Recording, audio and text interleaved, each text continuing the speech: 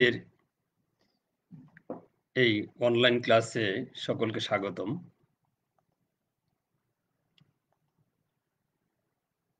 ঈদুল আজহার ছুটি পেরিয়ে এবং এই আনন্দের শেষে আজকে আমরা ক্লাসে উপস্থিত হয়েছি সবাই।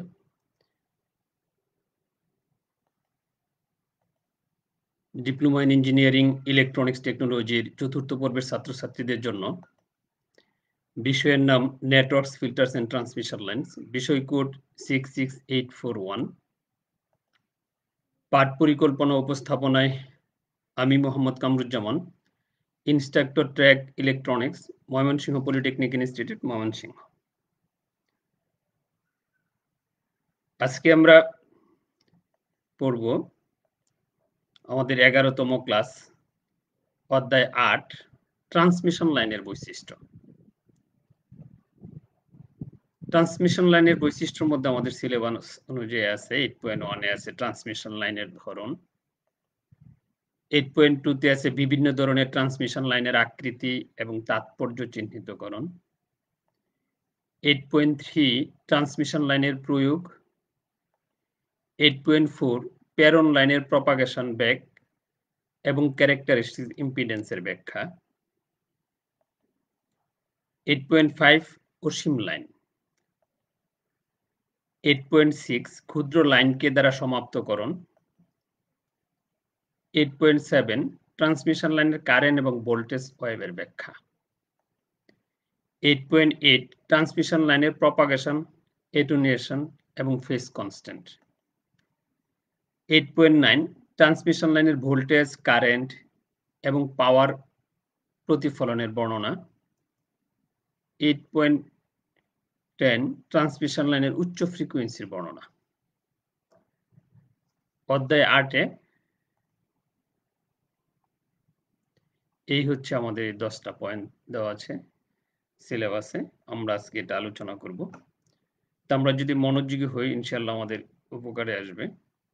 আমরা যেহেতু যে যেখানে আছি ইলেকট্রনিক্স টেকনোলজির 4র্থ পর্ব ছাত্রছাত্রীরা, এই নেটওয়ার্কস, ফিল্টার, ট্রান্সমিশন লাইনের যারা ক্লাস করতেছো, যদি ধৈর্য সহকারে তোমাদের ক্লাসটা কমপ্লিট করো, আশা করি তোমাদের উপকার হবে এই সাবজেক্টের এই সিলেবাসের কোর্সের জন্য। তো প্রথমেই আছে ট্রান্সমিশন লাইনের ধরন 8.1। তো বলছে ট্রান্সমিশন লাইন কি? যে প্রেরক ও গ্রাহকের মধ্যবর্তী স্থানে অবস্থান করে এই ট্রান্সমিশন লাইন। আমরা যারা কিছু সিগন্যাল পাঠাচ্ছি, যে সিগন্যাল রিসিভ করতেছে, যে মাধ্যমটা স্থানে অবস্থান করে ট্রান্সমিশন লাইন, এটা যে মাধ্যমটা ব্যবহার করি আমরা বা যে লাইনটা ব্যবহার করি, সাধারণত বৈদ্যুতিক পরিবাহীর ব্যবহারের মাধ্যমে বৈদ্যুতিক শক্তিকে এক স্থান হতে অন্য স্থানে প্রেরণ করাকে ট্রান্সমিশন লাইন বলে। যেমন ট্রান্সমিশন লাইনে বৈদ্যুতিক শক্তি এক স্থান থেকে আমরা অন্য স্থানে প্রেরণ করি ট্রান্সমিশন লাইনের মাধ্যমে। যেমন কমিউনিকেশনের ভাষায় প্রেরক বলতে ট্রান্সমিটার এবং গ্রাহক বলতে রিসিভার বোঝায়। এই ট্রান্সমিটার এবং রিসিভারের সাথে কে সিগন্যাল ট্রান্সমিট হতে রিসিভারে পৌঁছানোর জন্য ট্রান্সমিশন লাইনের প্রয়োজন হয়। কখনো কখনো সরাসরি পরিবাহী ব্যবহার করে সিগন্যালকে প্রেরণ করা যায়, কিন্তু কখনো কখনো সরাসরি প্রেরক হতে গ্রাহকের সিগন্যালকে প্রেরণ করা যায় না। এক্ষেত্রে সিগন্যাল রেডিয়েশন করে স্পেসের মাধ্যমে প্রেরক হতে গ্রাহকের সিগন্যাল প্রেরণ করা যায়। এখানে এয়ার স্পেস হচ্ছে ট্রান্সমিশন লাইন। আমরা যারা বর্তমানে সবাই আমরা যারা 4র্থ পর্বে বুঝতেছি, যেমন আমরা যেমন মোবাইলে কথা বলি, যেমন আমরা বৈদ্যুতিক তার, যেমন বৈদ্যুতিক শক্তি এক স্থান থেকে অন্য স্থানে ট্রান্সফার করা হচ্ছে বৈদ্যুতিক তারের মাধ্যমে। আমরা যে তারগুলা ব্যবহার করি, যেমন ইলেকট্রিক্যাল সিগন্যালে যে আমাদের লাইট জ্বলে, ফ্যান চলে, এটা যেমন তারের সাথে কানেকশন আছে, যেমন এনার্জি দেওয়া হচ্ছে বা ট্রান্সফার হচ্ছে, যেমন এটা হলো বৈদ্যুতিক তারটা হচ্ছে ট্রান্সমিশন লাইন। আর যেমন আমরা মোবাইলে কথা বলি, যে দেখা গেছে যে এক স্থান থেকে অন্য স্থানে কথা বলতেছি, এটার মধ্যে কোনো তার সংযোগ নেই, তাহলে এটা কোন মাধ্যমে কথা বলি? যে বলতেছে যে এটার মাধ্যমটা হচ্ছে বাতাস, এয়ার স্পেস হচ্ছে ট্রান্সমিশন লাইন। আমরা এটার সিস্টেমটা কি, যে আমরা আগে পড়ছি কমিউনিকেশনের ক্ষেত্রে, যে যখন কোনো আমরা ডিভাইসের মাধ্যমে আমরা যেমন ইলেকট্রিক্যাল সিগন্যালকে কি করি, সাউন্ড সিগন্যালে রূপান্তর করি, সাউন্ড সিগন্যালে রূপান্তর করে এটা কি করে ফ্রি পেজ অর্থাৎ মুক্ত বাতাসে আমরা এটাকে ছেড়ে দিই। এই সাউন্ড সিগন্যালটাকে আমরা ইলেকট্রিক্যাল সিগন্যাল রূপান্তর করে আবার এই ইলেকট্রিক্যাল সিগন্যালটা কি করি ইলেক্ট্রোম্যাগনেটিক ওয়েভ ইলেক্ট্রোম্যাগনেটিক ওয়েভ যেটা কি যে সিগন্যালটা কি করে বাতাসের সাথে মিশে যায়। তো এটা রূপান্তর করে আমরা ফ্রি পেজে ছেড়ে দিই আরকি। ওইখানে ইলেক্ট্রোম্যাগনেটিক ওয়েভটাই কি হচ্ছে মানে স্পেসটা এয়ার স্পেসে ছেড়ে দিলে যে ইলেক্ট্রোম্যাগনেটিক সিগন্যালটা এই স্পেসটাই হচ্ছে কি আমাদের ট্রান্সমিশন লাইন। Transmission line.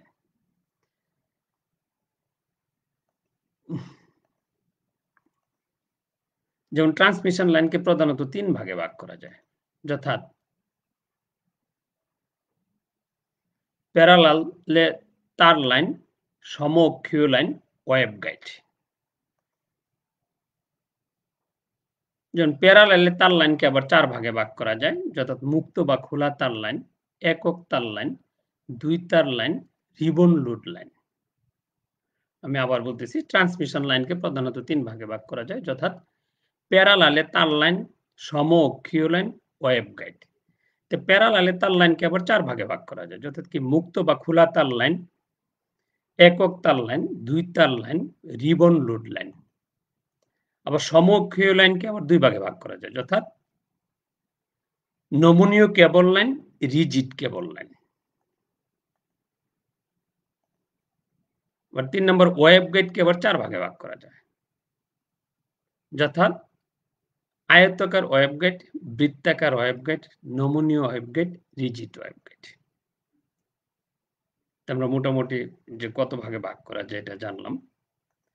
তারপরে হচ্ছে 8.2 8.2 তে আছে আমার কি যে বিভিন্ন ধরনের ট্রান্সমিশন লাইনের আকৃতি এবং তাৎপর্য চিহ্নিতকরণ। বিভিন্ন ধরনের ট্রান্সমিশন লাইনের আকৃতি এবং তাৎপর্য চিহ্নিতকরণ।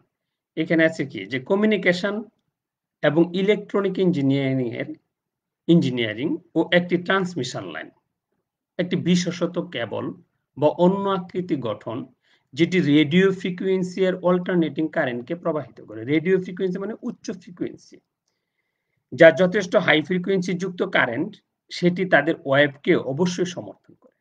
আমি আবার বলতেছি যে কমিউনিকেশন এবং ইলেকট্রনিক ইঞ্জিনিয়ারিং এ একটি ট্রান্সমিশন লাইন একটি বিশেষত কেবল বা অন্য আকৃতি গঠন যেটি রেডিও ফ্রিকোয়েন্সি এর অল্টারনেটিং কারেন্ট বা এসি কারেন্ট যেটা আমরা বলি কে প্রবাহিত করে যা যথেষ্ট হাই ফ্রিকোয়েন্সি যুক্ত কারেন্ট সেটি তাদের ওয়েভকে কি করে অবশ্যই সমর্থন করে।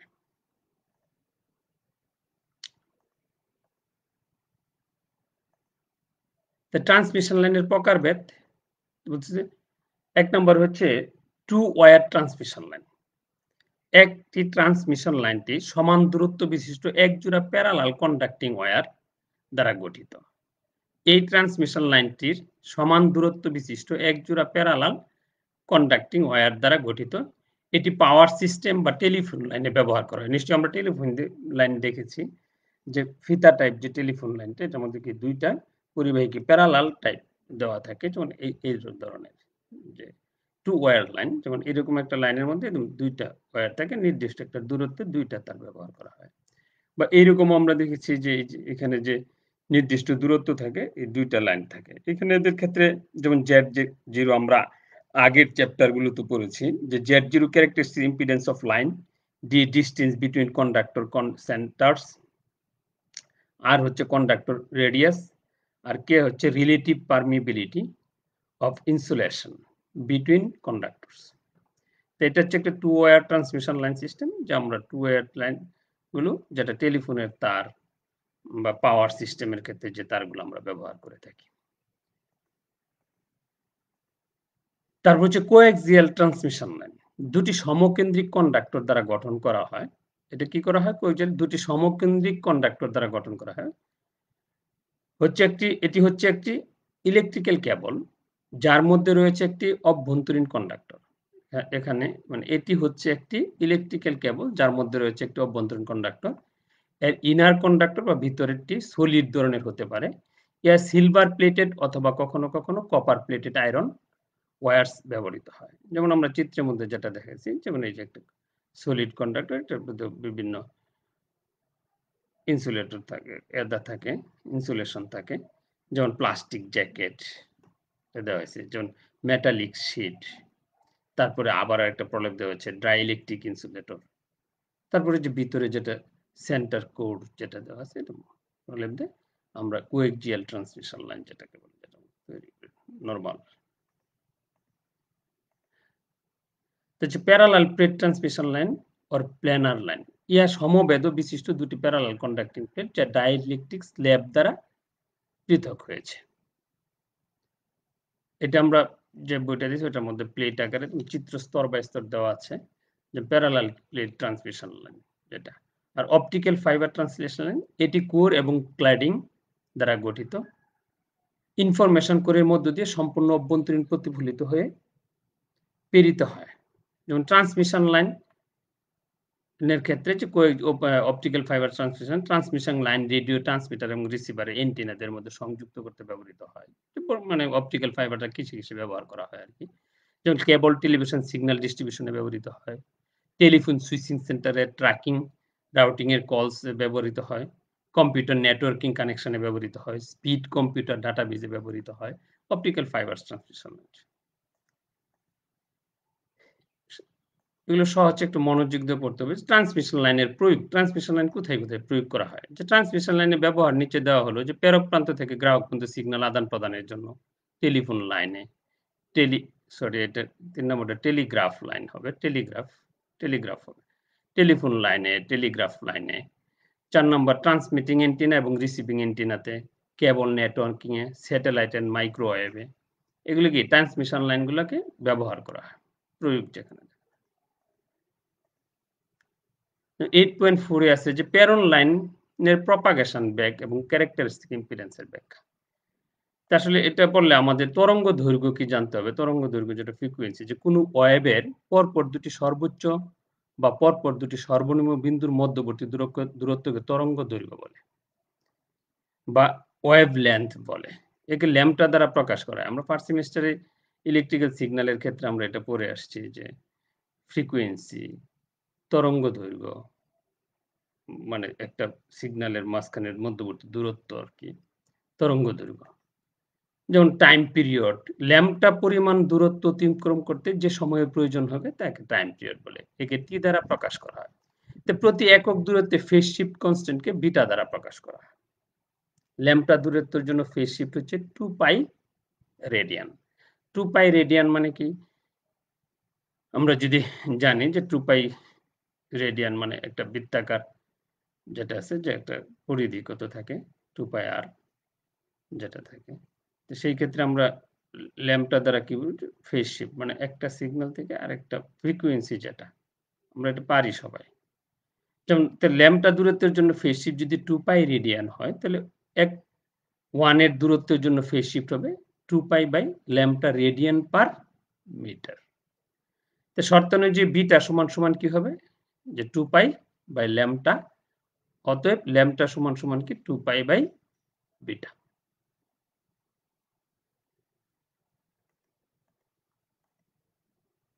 অতএব প্রপাগেশন ভেলোসিটি যেটা, যে প্রপাগেশন ভেলোসিটি ভি সমান lambda into 1 by T. T মানে টাইম পিরিয়ড। আমরা সবাই জানি যেটা টি মানে টাইম পিরিয়ড।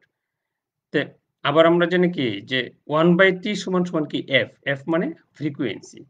তো সেই ক্ষেত্রে আমরা ভি সমান লিখতে পারি ল্যাম্বডা এফ। এফ মানে ফ্রিকোয়েন্সি, যেহেতু এফ সমান 1 বাই টি।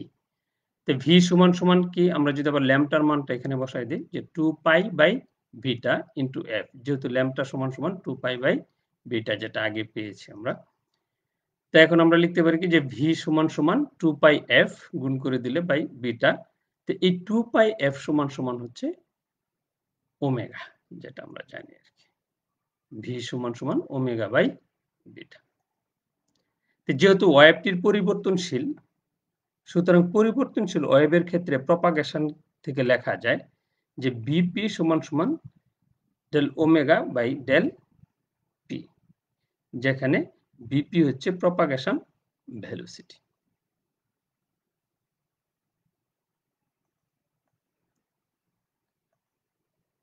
অসীম লাইন 8.5, তো অসীম লাইন হচ্ছে বৈদ্যুতিক শক্তি উৎস হতে লুড়ে যায়।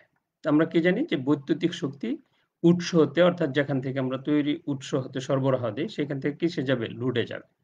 তো অনেক সময় দেখা যায় বৈদ্যুতিক শক্তি উৎস হতে সম্পূর্ণ ক্ষেত্রে প্রেরণ হয় না। কারণ এদের মধ্যে ম্যাচিং ঠিক থাকে না। অর্থাৎ একটা বৈদ্যুতিক উৎসের যে পরিমাণ ভোল্টেজ বা যা সাপ্লাই দেওয়া হচ্ছে বা সেটা কি করতেছে? পুরোটাই যায় না। উৎস এবং লোডের মধ্যে কিছু শক্তি লোডের সম্পূর্ণরূপে নিঃশেষিত না হয়ে কিছু শক্তি উৎসে ফিরে আসে। অর্থাৎ লোড থেকে আবার কিছু শক্তি কি উৎসে ফিরে আসে। কিন্তু যে ট্রান্সমিশন লাইনের মাধ্যমে উৎস হতে যে শক্তি লোডে প্রেরণ করা হয় তা সম্পূর্ণরূপে লোডে নিঃশেষিত হয় এবং এর কোনো অংশই আবার উৎসে ফিরে আসে না, তাকে অসীম লাইন বলে। আমি মনে হয় ক্লিয়ার বুঝাইতে পারছি বিষয়টা। যে বলতেছে বৈদ্যুতিক শক্তি উৎস হতে লোডে যায়। লোড যেগুলা ফ্যান, লাইট বা এভরিথিং যত বড়, বড় লোড আছে চালু হচ্ছে যে যাচ্ছে যার মাধ্যমে যে শক্তির মাধ্যমে লোডগুলো পরিচালিত হচ্ছে। তো অনেক সময় দেখা যায় যে বৈদ্যুতিক শক্তি উৎস হতে সম্পূর্ণ ক্ষেত্রে প্রেরণ হয় না। কারণ এদের মধ্যে ম্যাচিং ঠিক থাকে না। উৎস এবং লোডের মধ্যে কিছু শক্তি লোডে সম্পূর্ণ রূপে নিঃশেষিত না হয়ে কিছু শক্তি উৎসে ফিরে আসে। কিন্তু যে ট্রান্সমিশন লাইনের মাধ্যমে উৎস হতে যে শক্তি লোডে প্রেরণ করা হয়, তা সম্পূর্ণরূপে লোডে নিঃশেষিত হয় এবং আর এর কোনো অংশই আবার উৎসে ফিরে আসে না। তাকে অসীম লাইন বলে। তারপর হচ্ছে 8.8, 8.6 এবং 8.7 আমরা তোমাদের বাড়ির কাজ দিয়েছি। ওটা আমরা আগে পড়িয়েছি যেহেতু চ্যাপ্টার 4-5 এর দিকে। এইজন্য ওটা আমি পরে দেখাই দিচ্ছি। যে এটা তোমাদের হোমওয়ার্কের জন্য দেওয়া হয়েছে। ট্রান্সমিশন লাইনের প্রপাগেশন, এটুনিয়েশন এবং ফেজ কনস্ট্যান্ট। Propagation constant. একটি দীর্ঘ ট্রান্সমিশন লাইনে ভোল্টেজ সিগন্যাল প্রয়োগ করা হলে লাইনে কারেন্ট প্রবাহিত হয়। তো ভোল্টেজ প্রয়োগ করা হলে কারেন্ট প্রবাহিত হবে। কারেন্ট যখন লাইনে প্রবাহিত হয় তখন লাইনের বিভিন্ন অংশে শান্ট প্যারামিটারের জন্য কিছু কারেন্ট প্রবাহিত হয় যা পরবর্তী অংশে কি হ্রাস পায়। ভোল্টেজের কম বেশি হয়। দীর্ঘ ট্রান্সমিশন লাইনকে ক্ষুদ্র ক্ষুদ্র অংশ বিভক্ত করা হলে প্রত্যেকটি অংশে ভোল্টেজ এবং কারেন্ট হ্রাস পেয়ে থাকে। ভোল্টেজ হ্রাস পেলে কারেন্ট হ্রাস পাবে। ভোল্টেজ এবং কারেন্টের হ্রাস মান এবং ফেজ পরিবর্তনের মাধ্যমে সম্পন্ন হয় এবং মানটা যেহেতু পরিবর্তন হয় ফেজ পরিবর্তনের মাধ্যমে এটা সম্পন্ন হয়। যে কোনো ট্রান্সমিশন লাইনের সিগন্যাল প্রপাগেশনের ফলে কারেন্ট এবং ভোল্টেজের যে পরিবর্তন সাধিত হয় তাকে ওই লাইনের প্রপাগেশন কনস্ট্যান্ট বলে। আমি মনে হয় বুঝাইতে পারছি, আবার বলি যে প্রপাগেশন কনস্ট্যান্ট হচ্ছে যে একটা দীর্ঘ ট্রান্সমিশন লাইনে ভোল্টেজ সিগন্যাল প্রয়োগ করা হলে লাইনে কারেন্ট প্রবাহিত হয়। কারেন্ট যখন লাইনে প্রবাহিত হয় তখন লাইনের বিভিন্ন অংশে শান্ট প্যারামিটারের জন্য কিছু কারেন্ট প্রবাহিত হয় যা পরবর্তী অংশে হ্রাস পায়। প্রথমে যা পড়ছে এই শান্টের জন্য মানে শান্ট মানে প্যারামিটারের জন্য প্যারালালের যে প্যারামিটারগুলো থাকে তার কিছু অংশ হ্রাস পায়। দীর্ঘ ট্রান্সমিশন লাইনকে ক্ষুদ্র ক্ষুদ্র অংশে যদি আমি বিভক্ত করি তাহলে প্রত্যেকটা অংশে কিছু না কিছু ভোল্টেজ মানে কোথাও কোথাও একটু একটু প্রত্যেকটা অংশে কিছু না কিছু হ্রাস পাবে। ভোল্টেজ বা কারেন্টের হ্রাস মান, এই যে ভোল্টেজ এবং কারেন্ট হ্রাস মান হচ্ছে এবং ফেজ পরিবর্তনের মাধ্যমে সম্পন্ন। এটা কি হয়? তার ফেজ পরিবর্তন হয়। কোন ট্রান্সমিশন লাইনের সিগন্যাল প্রপাগেশন এর ফলে কারেন্ট এবং ভোল্টেজের যে পরিবর্তন সাধিত হয় তাকে ওই লাইনের প্রপাগেশন কনস্ট্যান্ট বলে। প্রপাগেশন কনস্ট্যান্টকে কি গামা দ্বারা প্রকাশ করা হয়। এটুনিয়েশন এবং ফেজ কনস্ট্যান্ট, যে আমরা যে ফেজটা বললাম, যে প্রপাগেশন কনস্ট্যান্ট দুটি অংশে পরিলক্ষিত হয়। একটিকে এটুনিয়েশন কনস্ট্যান্ট এবং অপরটি হচ্ছে ফেজ কনস্ট্যান্ট। এই যে প্রপাগেশন, একটা হচ্ছে এটুনিয়েশন কনস্ট্যান্ট এবং অপরটি হচ্ছে ফেজ কনস্ট্যান্ট। কোন ট্রান্সমিশন লাইনে তরঙ্গ প্রপাগেশনে কারেন্ট বা ভোল্টেজের মানের যে পরিবর্তন সাধিত হয়, কি বলছে আবার দেখি, তাকে এটুনিয়েশন কনস্ট্যান্ট বলে। ইহাকে আলফা দ্বারা প্রকাশ করা হয়।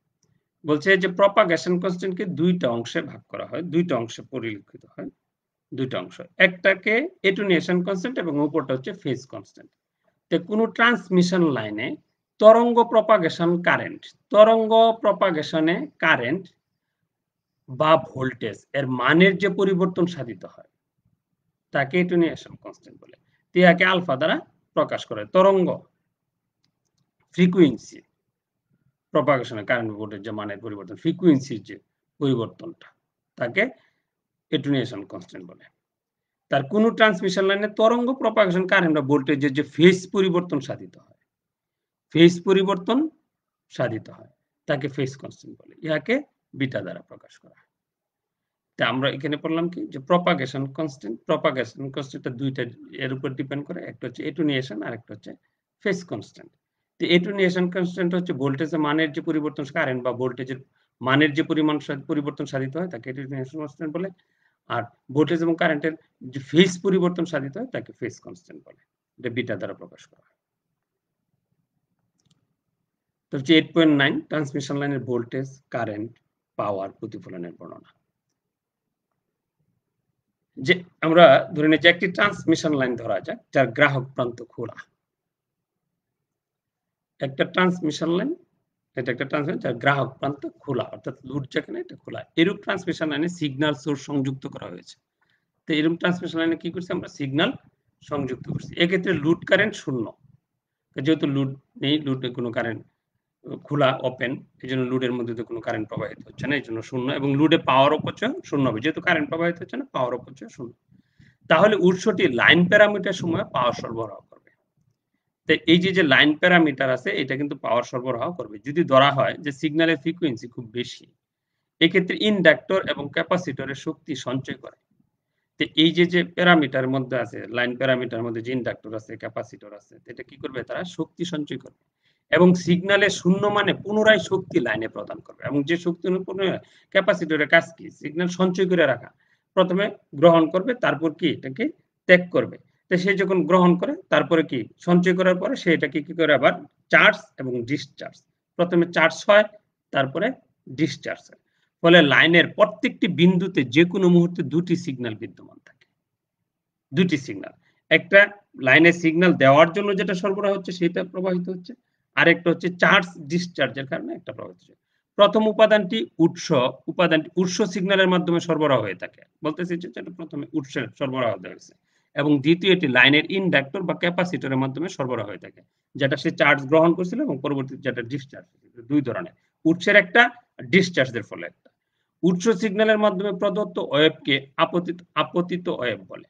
উৎস যেটা সরবরাহের জন্য যেটা হয় ওটা হলো আপতিত ওয়েভ, এবং ক্যাপাসিটর এবং ইন্ডাক্টরের মাধ্যমে প্রদত্ত ওয়েভকে প্রতিফলিত ওয়েভ বলে।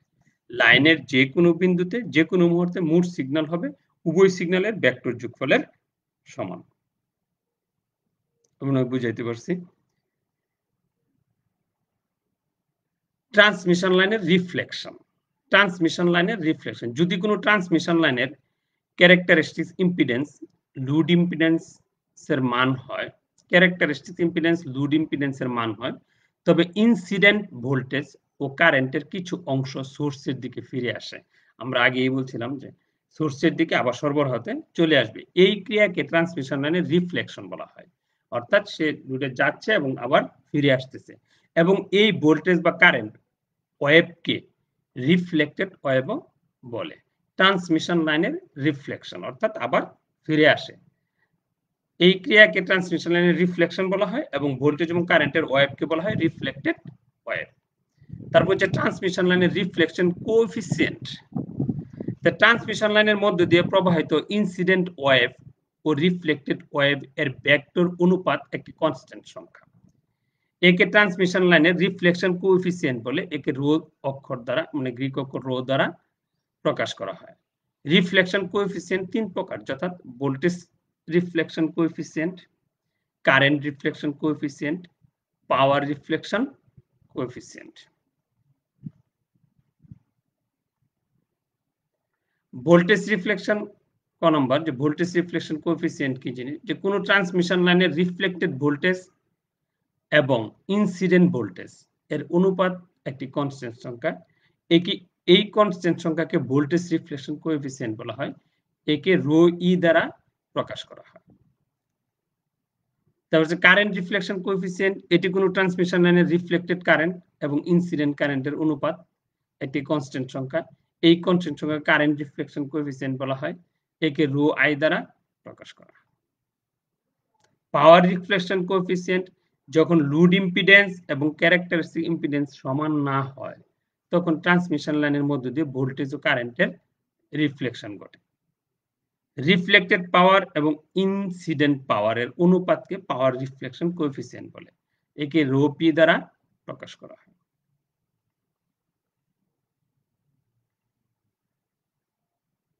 ট্রান্সমিশন লাইনে উচ্চ ফ্রিকোয়েন্সির বর্ণনা। 8.10 যে উচ্চ ফ্রিকোয়েন্সি ট্রান্সমিশন লাইন হচ্ছে এমন একটি ডিজাইনকৃত লাইন যা ইলেক্ট্রোম্যাগনেটিক ওয়েভ বহন করে। উচ্চ ফ্রিকোয়েন্সি ট্রান্সমিশন লাইন হচ্ছে এমন একটি ডিজাইনকৃত লাইন যা ইলেক্ট্রোম্যাগনেটিক ওয়েভ বহন করে। আর এই ওয়েভের তরঙ্গ দৈর্ঘ্য লাইনের দৈর্ঘ্যের তুলনায় অনেক কম। তরঙ্গ দৈর্ঘ্য লাইনের তরঙ্গ দৈর্ঘ্যের তুলনায় অনেক কম। ট্রান্সমিশন লাইন মূলত ইলেক্ট্রোম্যাগনেটিক ওয়েভ কে এক স্থান হতে অন্য স্থানে নিয়ে যেতে সাহায্য করে। এই ক্ষেত্রে উচ্চ ফ্রিকোয়েন্সি ট্রান্সমিশন লাইন ব্যবহার করা হয় ব্যবহৃত ফ্রিকোয়েন্সির ব্যান্ডউইথকে বাড়ানোর জন্য এবং সিগন্যালের অ্যাটেনুয়েশন কমানোর জন্য। কি বলছি? যে এই ক্ষেত্রে উচ্চ ফ্রিকোয়েন্সি অর্থাৎ তরঙ্গ দৈর্ঘ্য যদি কম হয় তাহলে ফ্রিকোয়েন্সি হাই হবে। তো এই ক্ষেত্রে উচ্চ ফ্রিকোয়েন্সি ট্রান্সমিশন লাইন ব্যবহার করা হয় ব্যবহৃত ফ্রিকোয়েন্সির ব্যান্ডউইথকে বাড়ানোর জন্য এবং সিগন্যালের অ্যাটেনুয়েশন কমানোর জন্য। উচ্চ ফ্রিকোয়েন্সি ট্রান্সমিশন লাইন স্বল্প দূরত্ব ট্রান্সমিশন লাইনের ক্ষেত্রে ব্যবহার করা হয়। আরো কিছু আছে, তোমরা পড়ে নিতে পারো যেগুলো চলে। তাহলে আমরা 8.10 আলোচনা করে ফেললাম। এখন আমাদের যে বাড়ির কাজ থাকবে যে প্রেরণ লাইনের প্রপাগেশন ব্যাক এবং ক্যারেক্টারিস্টিক ইম্পিডেন্স এর ব্যাখ্যা আমি কিছু অংশ পড়াইছি, আর কিছু অংশ বাকি আছে। তোমরা এটা বুঝবা, ওইটুকু যদি বুঝো তারপরের অংশটুকু যদি ম্যাথমেটিক্যাল টার্ম সহজ, এগুলো আগেও পড়ানো হয়েছে, ওটা তোমরা কমপ্লিট করবা। এবং 8.6 এ যে ক্ষুদ্র লাইনকে দ্বারা সমাপ্তকরণ, এটাও আমরা যেটা ক্যারেক্টারিস্টিক ইম্পিডেন্স যেটা পড়ছি সেটার যে ব্যাখ্যাটা ওটা এটার মধ্যে আছে চ্যাপ্টার 4 এ, ওটা পড়বা তোমরা। 8.7 ট্রান্সমিশন লাইনের কারেন্ট এবং ভোল্টেজ ওয়েভের ব্যাখ্যা। এগুলো ট্রান্সমিশন লাইনের কারেন্ট এবং ভোল্টেজ ওয়েভের ব্যাখ্যা তোমরা মানে পড়লে দেখলে বুঝতে পারবা। তো এই তিনটার কাজ 8.4, 8.6 এবং 8.7 এই তিনটা কাজ কমপ্লিট করে তোমরা তোমার যে এই সাবজেক্টের তোমার পলিটেকনিকে যে সংশ্লিষ্ট টিচার আছে তার কাছে সেশনাল ওয়ার্ক হিসেবে বা সেশনাল খাতা হিসেবে জমা দিবা। এবং তোমরা যদি এগুলো প্র্যাকটিস করো তাহলে আমাদের সার্থকতা। এবং এই ক্লাসগুলো বারবার চর্চা করবা। এবং এই বিষয়ে যদি এই চ্যাপ্টারে তোমাদের কোনো প্রশ্ন থাকে তাহলে তোমরা ইনবক্সে প্রশ্নগুলো লিখবা, আমরা আগামী ক্লাসে উত্তর দেওয়ার চেষ্টা করব। এবং তোমরা যদি একটু বেশি প্র্যাকটিস করে আশা করি প্রশ্নগুলোর উত্তর পেয়ে যাবে। তো যদি তোমরা একটু মনোযোগী হও তাহলে প্রশ্নের উত্তর পেয়ে যাবে তোমরা ইনশাআল্লাহ। আর এই ক্লাসটা যদি বারবার দেখতে চাও এটা www.skills.gov.bd.com এ সংরক্ষিত আছে। ওখান থেকে পুনরায় তুমি যতবার ইচ্ছা ততবার দেখতে পারো, তাহলে তোমার সহজ হবে। এবং এই এই সাবজেক্টের পুরো 11টা ক্লাসই এখানে আছে, যেটা তোমরা বারবার পর্যায়ক্রমে দেখতে পারবা এবং তোমার পড়ার ক্ষেত্রে এবং আশা করি তোমাকে লেখাপড়ায় মনোযোগী করতে সহযোগী হবে, তোমার বুঝতে সহজ হবে। আমরা আগামী ক্লাসে যা আলোচনা হবে অধ্যায় 9, এটা আছে অধ্যায় 9 বা অধ্যায় 9, যা আগামী বুধবার 8:30-এ যদি আল্লাহ চায় তো তোমাদের সাথে আবার দেখা হবে বা কথা হবে। তো অধ্যায় 9-এ যা যা আছে যদি তোমরা মানে একটু প্রস্তুতি নিয়ে আসো, অধ্যায় 9টা দেখে আসো, তাহলে ক্লাসগুলো তোমাদের জন্য সহজ হবে এবং বুঝতেও সহজ হবে। তো অধ্যায় 9-এর একে আছে primary line constant, secondary line কনস্ট্যান্টের সংজ্ঞা। 9.2-তে আছে প্রাইমারি কনস্ট্যান্টের মাধ্যমে আলফা, বিটা, গামা এবং Z0 ক্যারেক্টারিস্টিক ইম্পিডেন্সের মান নির্ণয়। 9.3-তে আছে ট্রান্সমিশন লাইনের ন্যূনতম অ্যাটেনুয়েশন, ন্যূনতম ডিসটরশন এবং ডিসটরশন শর্ত। এবং কন্টিনিউয়াস 9.4 কন্টিনিউয়াস লোডিং এর ল্যাম্প লোডিং বর্ণনা। 9.5 কন্টিনিউয়াস লোডিং এর ল্যাম্প লোডিং এর ব্যবহার। 9.6 লোডিং কয়েলের গঠন বর্ণনা। 9.7 লোডিং কয়েলের ব্যবহার। 9.8 ট্রান্সমিশন লাইনের input impedance. 9.9 single star, double star, quarter wave transformer impedance matching ব্যাখ্যা। 9.10 উচ্চ ফ্রিকোয়েন্সি ট্রান্সমিশন লাইনের বৈশিষ্ট্য। 9.11 প্রতিফলিত এবং স্ট্যান্ডিং ওয়েভের ধারণা এবং এর প্রতিফলিত সহগের সংজ্ঞা এদের সম্পর্ক। যদি তুমি জাস্ট একবার চোখ বুলিয়ে আসো, চোখ বুলিয়ে এসে যদি আগামী বুধবার 8:30-এ এই ক্লাসটায় উপস্থিত থাকো তাহলে তোমাদের জন্য কি বুঝতে সহজ হয়ে যাবে। তো ধন্যবাদ সবাইকে আমার ক্লাসে মনোযোগী হওয়ার জন্য, ক্লাসটা সুশৃঙ্খলভাবে শোনার জন্য।